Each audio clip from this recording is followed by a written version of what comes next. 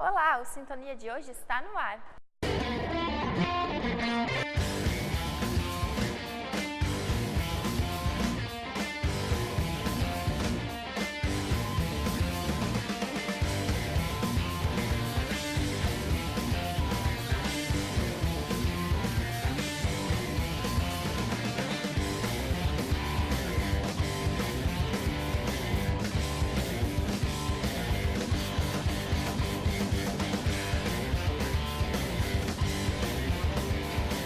No programa de hoje você vai conhecer um pouco mais do cenário musical dos anos 2000 na nossa Jukebox. E no Mais o Clipe temos o professor Ricardo Zani comentando o clipe do The White Stripes. Você sabe o que o produtor faz? O Na Prática de hoje conta tudo pra você. O Arquivo 5 de hoje vai fazer você delirar com as trilhas sonoras. Vamos começar de listinha?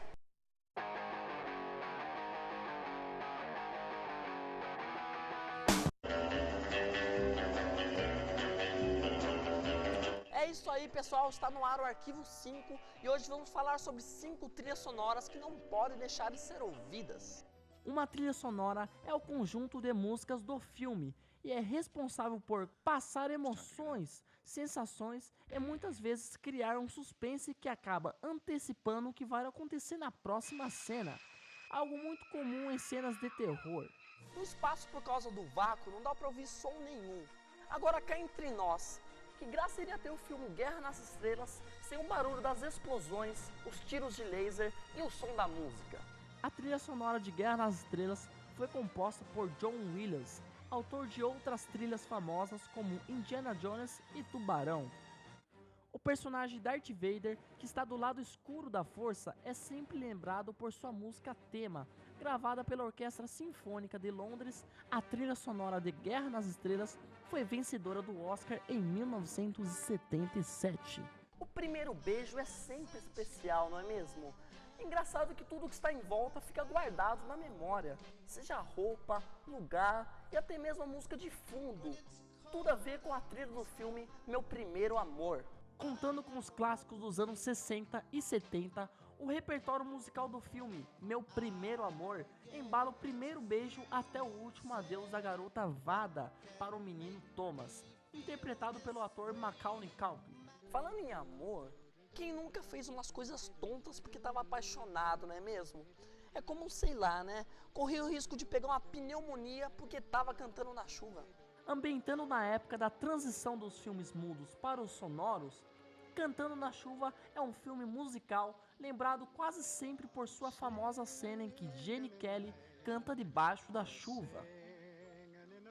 A canção é tão eficiente que é usada até em outros filmes, como Laranja Mecânica, para transmitir a felicidade do personagem Alex em relação à violência.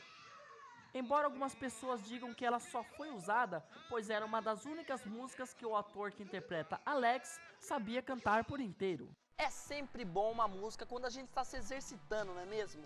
Agora, se for do Rock Balboa, dá vontade de subir a primeira escadaria que tiver no caminho. Sylvester Stallone é Rock, um boxeador que não vê a hora de largar o bico como um capanga de um agiota e se tornar um verdadeiro campeão.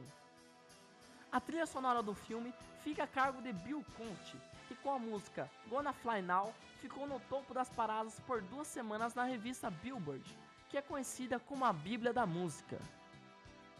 Vamos concordar que faz todo sentido trocar a palavra destino por trilha sonora no filme O Fabuloso Destino de Amélie Poulain. O músico Ian Tiersen, utilizando seja de piano, acordeão ou violino, cria uma atmosfera perfeita para o filme O Fabuloso Destino de Amélie Poulain, que conta a história de uma garota parisiense e de todos os personagens que estão à sua volta. Dentro de uma das sequências mais incríveis está a nostalgia criada pelos objetos de uma caixa entregue por Amélie a um estranho. Chegamos ao ato final do Arquivo 5 e eu tenho certeza que depois desse programa vocês vão cantarolar as trilhas sonoras de seus filmes preferidos. Não saia daí, Sintonia volta já.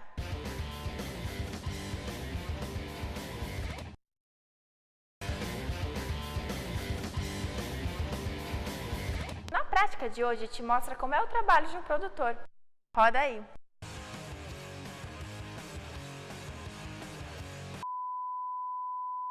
É isso aí, pessoal, tá começando mais um Na Prática e o tema de hoje é produção. O que um produtor faz?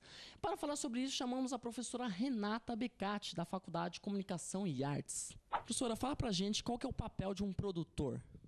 Um produtor deve viabilizar um projeto, seja ele qual for, um projeto audiovisual, seja de rádio, de televisão, de cinema, um seriado, um programa, uma novela, enfim, de qualquer gênero.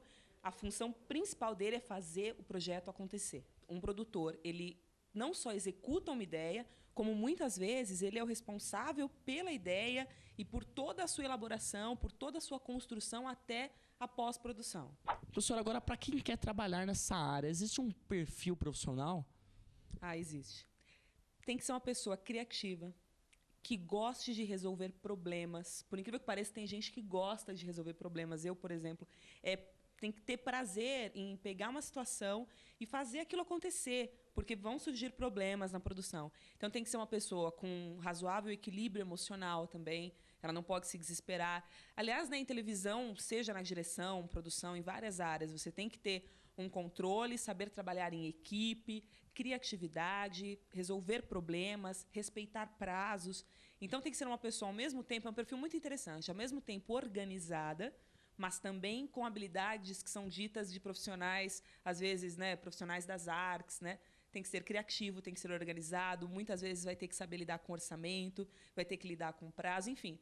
Esse profissional tem que reunir uma série de características, porém, do meu ponto de vista, principais seriam criatividade, habilidade para resolver problemas e o que eu considero inerente a qualquer área, gostar do que faz, tem que ser apaixonado. O produtor, ele deseja ser um diretor ou não? Ele pode querer ser um grande produtor?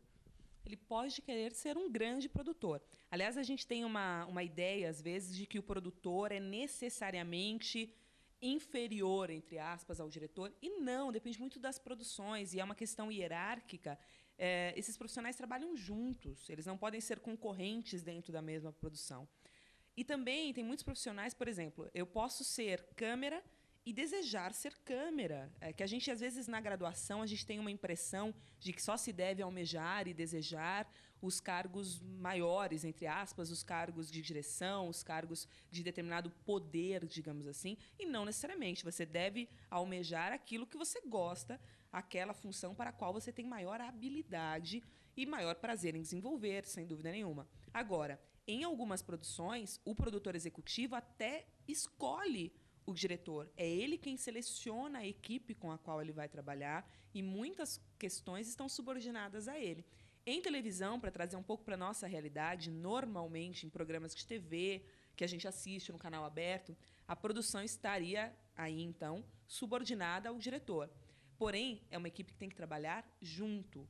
São funções diferentes, mas elas têm que trabalhar em sintonia. Agora, Renata, tem algumas dicas que você pode dar para quem está assistindo o programa e pensa em ser um produtor e tal? Eu acredito que a principal dica para quem quer ser um produtor é gostar muito de televisão, ou seja, assistir muitos programas, estudar, ler jornais, ler revistas, porque, por exemplo, todo final de semana os grandes jornais nacionais têm cadernos específicos sobre televisão e outras mídias, que falam sobre produção, sobre bastidores.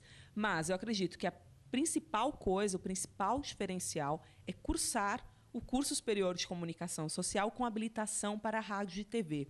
Por quê? O produtor ele tem que ter conhecimento do todo. Ele vai desde a concepção criativa até a pós-produção, ou seja, ele passa pela pré-produção, produção, pós-produção, muitas vezes a questão de audiência, público-alvo, ele já escolhe determinada ideia e determinados quadros do programa, ou seja lá que produto audiovisual for, pensando no público-alvo. Ele pensa em questões técnicas, ele pensa em orçamento, ele pensa em viabilidade de projetos. E para você conseguir viabilizar um projeto, você tem que entendê-lo como um todo. E isso a faculdade te proporciona. Então, é uma questão de estudar e também buscar oportunidades de estágio e de trabalho na área. Renata, muito obrigado pelo bate-papo. Isso aqui foi mais um Na Prática. E vamos embora, porque o mundo gira. O mundo gira louco. Quer saber mais? Acesse o nosso blog. Sintonia volta já!